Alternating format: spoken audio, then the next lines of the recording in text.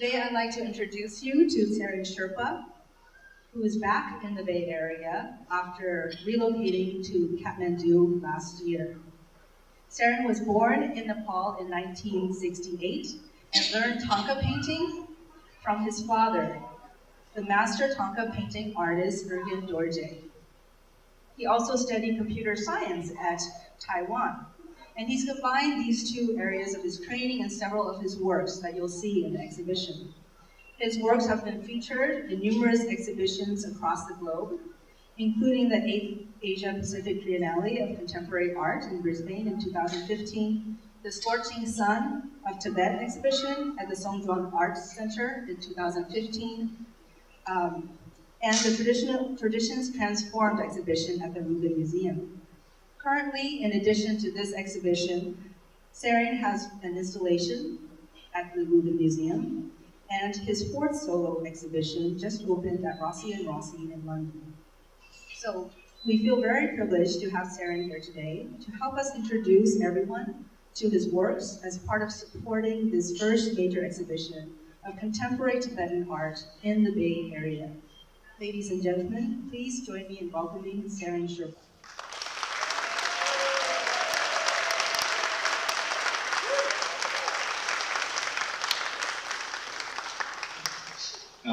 Thank you, Roslyn. I would like to thank Berkeley Art Museum, Senior Asian Art Curator Julia White, as well as our exhibition curator Roslyn, for this wonderful exhibition, which was... We were hoping that we would be able to showcase some of these works in a museum context so that people can enjoy these works. And it seems like it has happened for the first time here at Berkeley Art Museum, and we deeply appreciate that. With that, I would like to show you some slides of some of my works, just take you briefly to, it's kind of like a short journey of my career, first as a traditional artist, and then eventually as a contemporary artist.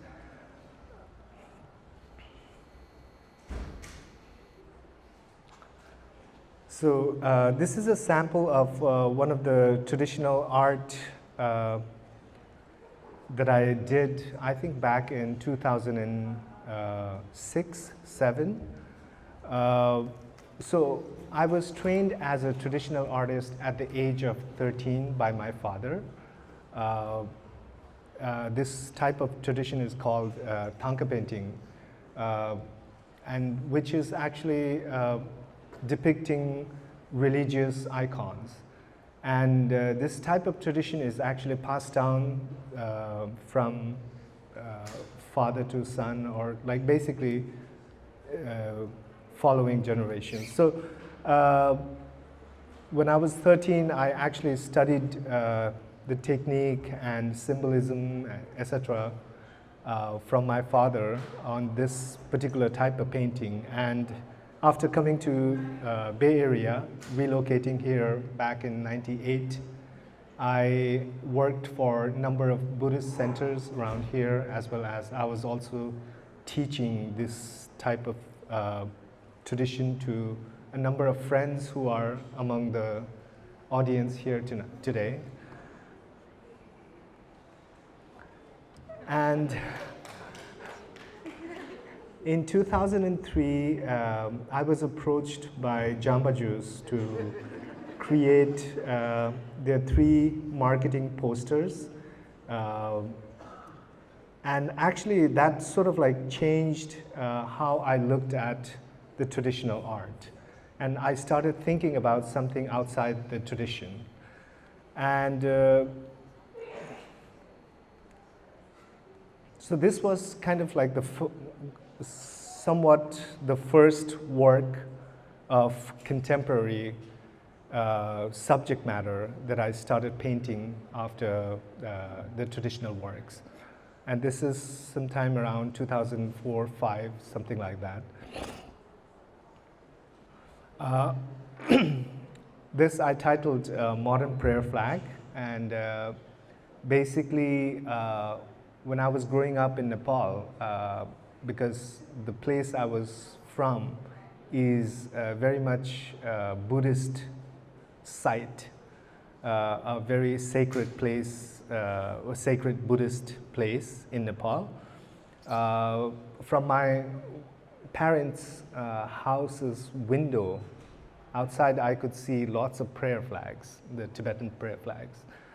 And the idea is when it flaps, it sends out lots of prayers. When I was here in Bay Area, in Oakland, from my apartment window, I would see giant billboards.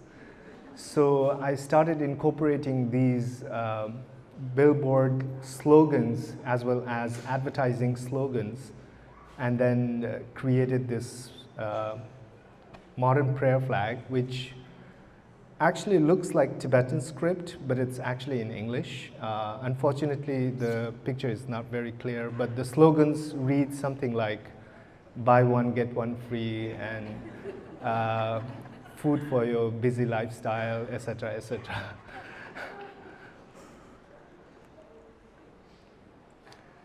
And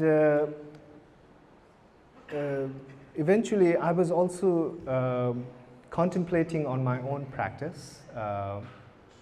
Before, when I was painting traditional works, I guess the idea was to internalize the Buddhist teachings and then to feel, basically you're supposed to have detachment towards the images, etc. But when I was painting traditional works, I guess I was constantly thinking about completing the work and trying to sell it so that I can survive. So the function was very different than its purpose. So for me, the traditional works were becoming more like a commodity rather than object of veneration. So it's kind of like a critique to my own practice. So Buddha head with a stock chart.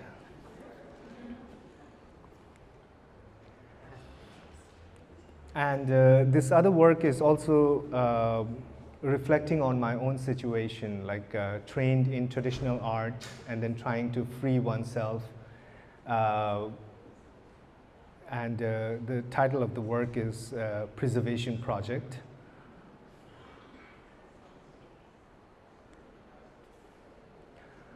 And around 2010, I started playing with this image. I created a character which I started calling Tibetan Spirit. The body consists of lots of tiny photographs of Tibetans, because I downloaded it from internet, Tibetans living all over the world. So I was trying to imagine how me as a Tibetan would be functioning and in this contemporary world, basically. So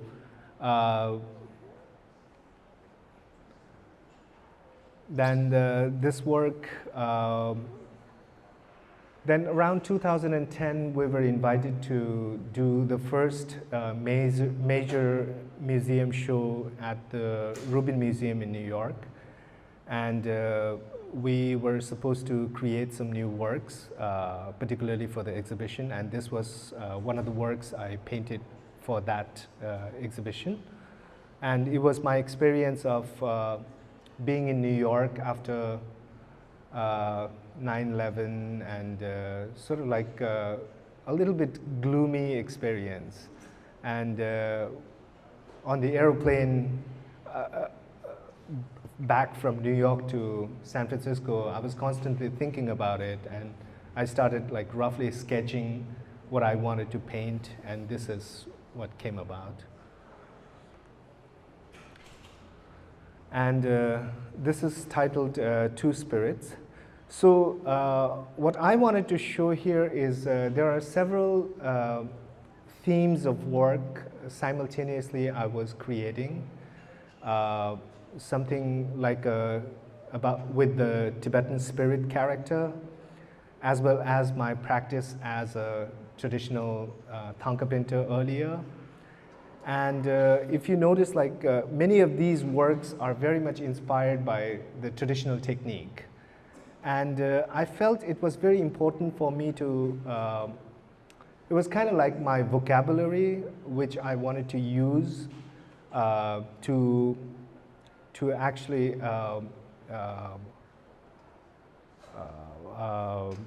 to walk into the contemporary art world, basically. And it was very important for me to have that identity, although like it's a cliche to sometimes to talk about identity.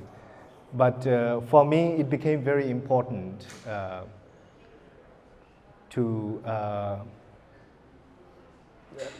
come to this vast contemporary art world with this identity to negotiate and have this conversation. So this is again the same Tibetan spirit juxtaposed with lots of like pop culture and everything that we see around.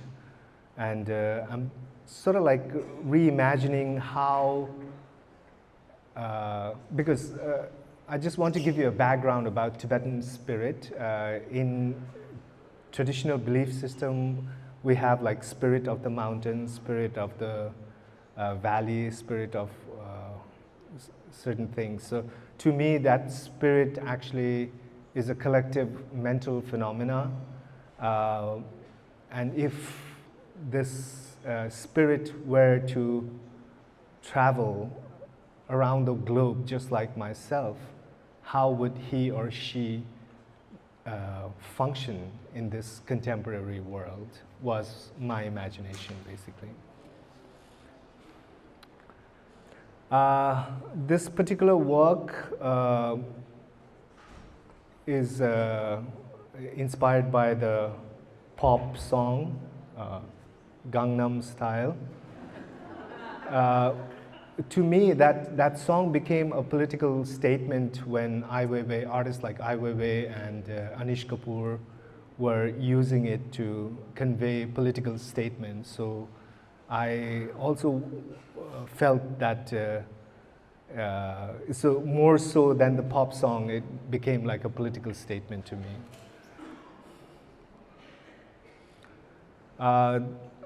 Again, you will see I was also experimenting some figures.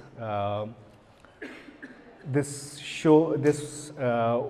body of works were created for a show in Hong Kong in 2013 called The Golden Child, Black Clouds. So I started painting a number of portraits of Tibetan children. And this is another experiment I was working on simultaneously. In 2010, a number of Tibetan artists, I think 6 of us, were commissioned by a foundation to do 108 paintings each. So what I did was I actually wanted to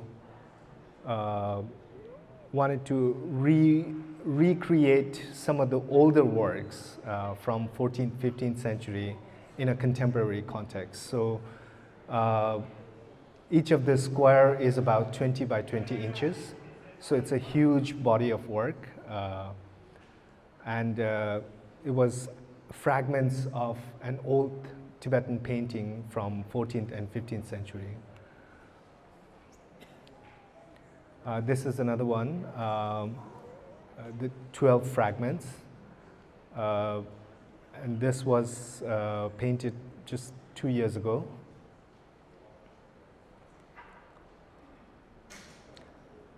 And another thing I was working on was also abstracting, so fragmenting as well as like abstracting the form of Tibetan images. It was kind of like my own experience, basically a little bit like a melted feeling being here, being actually like traveling around the world and just absorbing everything that is good around me in different parts of the world, as well as retaining some of my own identity. So perhaps like I was thinking in that terms when I was creating these works. So there's this, the first image is the full form of the traditional Tibetan deity, and then it slowly morphs into something very abstract. This work was in 2013. I was invited by the Victoria and Albert Museum in London to look at their collection and to come up with an idea to create a contemporary work. So we went through some of their permanent collection objects, and it took me about 3 days to go through all of these objects, taking photographs, taking notes, and then I created this work in response to what I experienced in their collection. This is titled Victory to the Spirit. In Tibetan tradition, when we climb a high mountain, when we reach the summit, there is a prayer that we send out, which is called Kiki Sosol Hadyalo. So I guess that translates into English as victory to the spirit. So this is another work. So the reason I'm showing all of these different types of work is just to share with you that all types of works that I've been like working on for the last 8 to 10 years. This was titled All Things Considered. And this is a very recent work. Actually, I have I have my friend, a curator friend here from Vienna who is visiting right now. And upon his request, I created this new work for our show next year in Vienna. And this was another, so you will notice that I'm still abstracting all the traditional forms. This is actually limbs and feet and hands and gestures of Tibetan deities put together to create something very abstract. I titled it Muted Expression. And this was a commission piece for 8th Asia Pacific Triennale in Brisbane about 3 years ago. In 2016, I had a solo show in Hong Kong and at the gallery. I was in Nepal briefly in the later part of 2015, and it was right after the earthquake. So seeing all the monuments that I had seen when I was growing up were all dilapidated and destructed. So for that particular solo show, I wanted to express myself on what I experienced after being in Nepal after the earthquake. And so I created a body of works basically in relation to earthquake, and this was one of them. Was more of I wanted to probably explore my psychological effect after seeing all of these buildings and people and talking to all of these people who suffered during the earthquake. So after being in Nepal for about 2 months, I came back to California and started sketching and created some of these works. So this is a newer work of the same series of manipulation of the traditional figure. This is actually on view at the Asian Art Museum right now. And just recently, like on the 2nd of this month, I have my solo show going on in London, and I wanted to actually talk about my experience of being in Nepal after 20 years. After being away for 20 years. So we just moved last January to Nepal again, relocated to Nepal.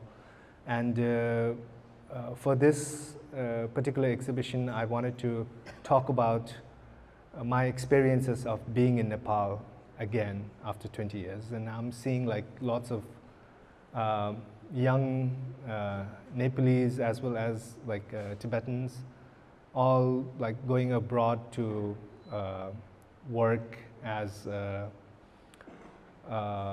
migrant workers. So this particular image was actually of a person I took I basically traveling to the airport, and these are all miniature works. These works are about A4 size, which is 30 by 21 centimeters.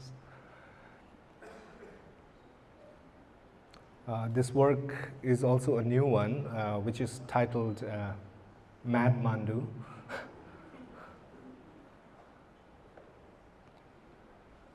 And along with paintings, I'm also exploring some with other materials, and this is a traditional carpet, actually. When I was in Nepal, I started working with carpet weavers and provided them with my drawings and designs, and we actually created some carpets, and this is one of them. The reason I wanted to create the carpet was it's kind of like a social space. The carpet is in Tibetan tradition whenever we get together, whenever families and friends gather, we use carpet as the social space. So, and this particular work was created after the earthquake in Nepal. And in Nepal, what I saw due to the earthquake and its tremor effects, people were not staying in their home, but rather outside in pitched tents and with carpets. So, and this is a sculpture, my first sculpture that I did. It's titled "And the Winner Is." And this is an installation that I created after, again, like talking about the issues of the earthquake and all that. So kind of like a prayer, rather, to all the people who suffered during the earthquake. So what I did was I actually went to this area where there were about 700 people that I interviewed, and they were in like temporary shelter after the earthquake. And I was asking them what wish that they had, and they were saying like, oh, they were waiting for the government compensation and to rebuild their homes and stuff like that. So as a protest, I actually gave them a 5 rupee note, Nepalese currency, and had them sign their name on the currency and stuffed all of the money inside the mandala. So it's kind of like a prayer, and I titled the work Wish Fulfilling Tree. And I also collected many of the broken objects from their homes, which was laid out on the ground, and then in the center was the installation.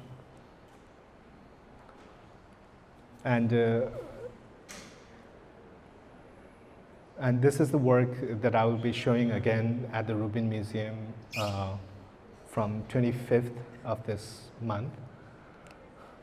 And just some installation shots from previous shows. This, I think, 2010 at the Rubin Museum from Berlin, Bangladesh, Brisbane, Australia. I think that's it. This is one of the works, the fragment works that I was showing in slide earlier.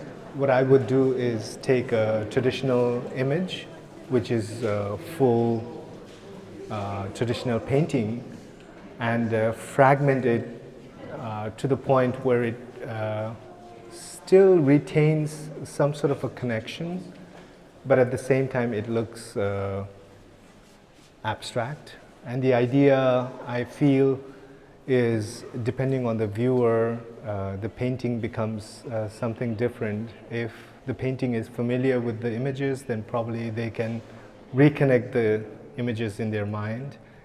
But if it is someone who's not familiar with the image, then it looks to them as something very abstract. So this is called Kala Chakra. It's actually a very popular Tibetan practice image. So this is what it looks like in real life. And if you have any questions, yeah. I'm curious, traditional thangka painter, how do they relate to your current work?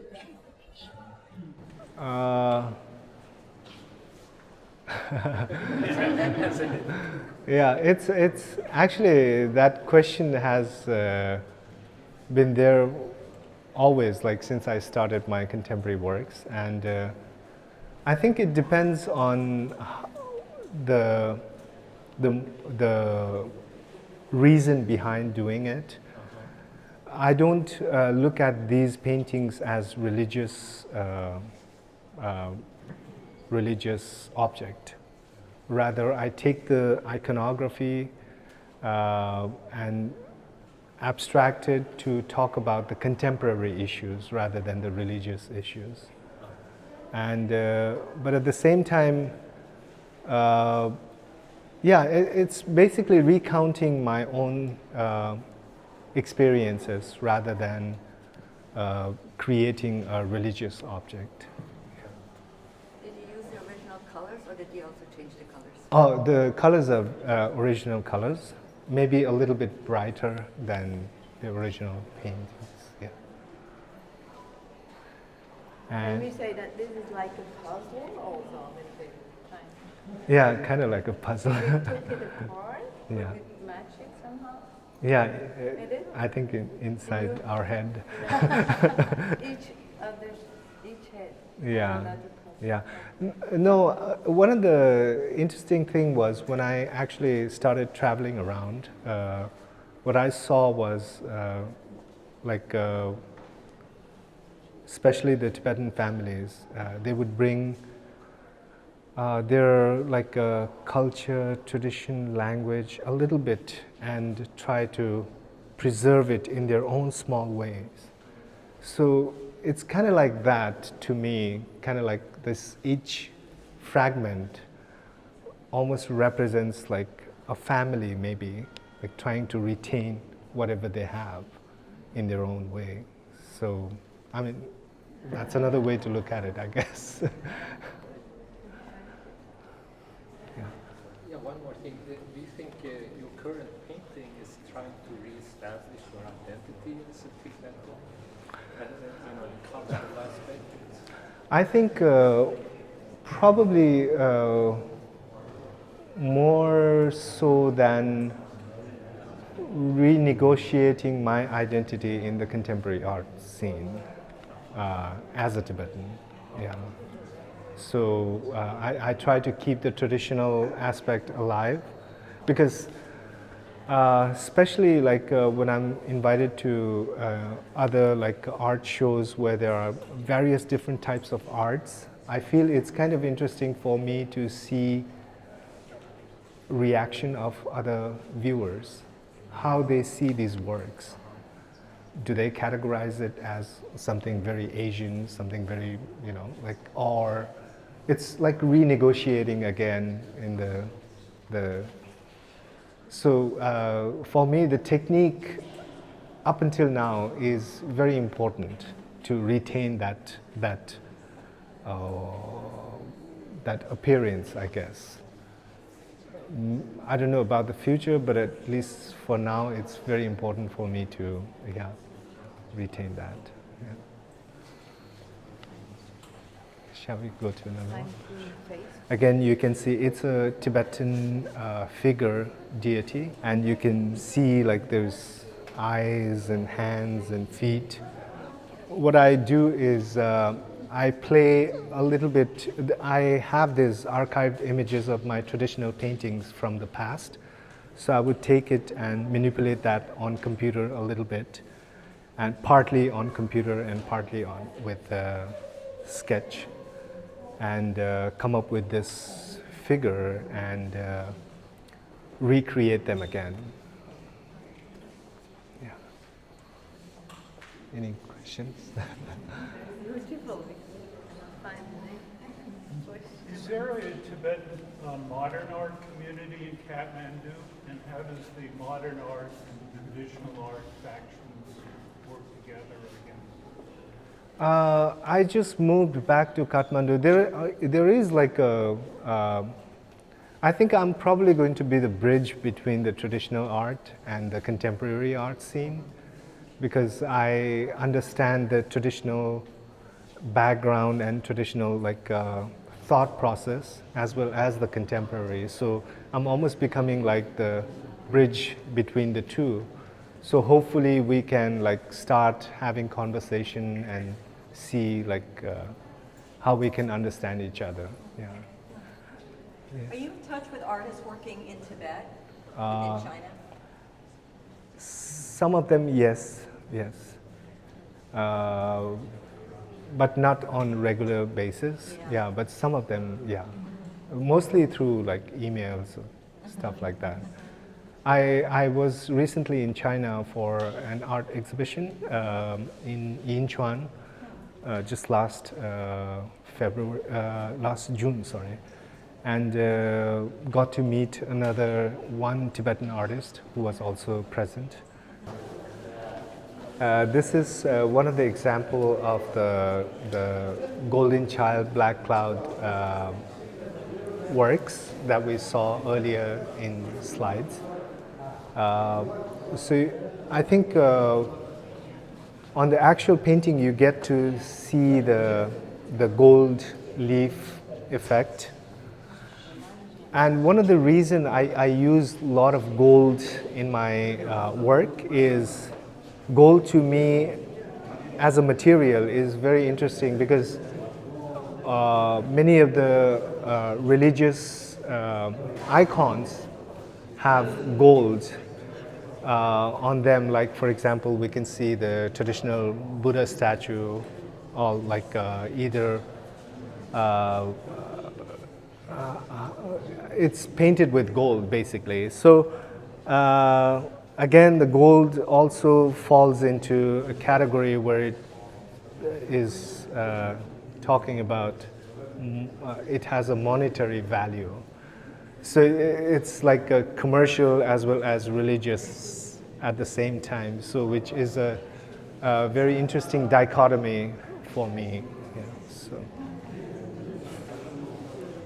In 2012, I actually started creating these works that are a religious figure superimposed on top of gas cans, because I think around 2009 and afterwards we started seeing lots of self-immolation in Tibet, where many of the people were self-immolating themselves, and I somehow wanted to create like a prayer for them, those who were like, yeah. So actually this is just a single work, but I also did 49 gas can in different colors, symbolizing the prayer flags, like kind of like a prayer flag, as a prayer for those who died. Yeah. Can you explain the significance of 49? The 49 actually in Tibetan tradition, like there's a belief system where when someone dies for 49 days, the consciousness hasn't taken a rebirth, and so the idea was like to create this 49 day prayer flags, basically. Yeah. Any more questions for Tsherin? Any questions? Before we go into the second Yeah. group? Have you published any books, with reproductions of your paintings? I've had like there are catalogs along with exhibitions. I haven't published myself, but it's from the gallery or the museum. Yeah, and so there are some books. Yeah. Yeah. Okay, Yeah. thank you. Yeah. Yeah. So. Any other questions? Something about you? No. Thank you. I Yeah. have a comment, sir. I think this is incredibly powerful. Yeah. Thank you. It's amazing. Thank you. And the butterfly, the symbol of rebirth, emergence. Yeah. Thank you. I was just informed that everybody is here, so Oh, okay. you can just continue on if Okay. you want to. They all Yeah. decided to come here. So yeah, if you have any questions, yeah, please let me know. Yeah. Thank you.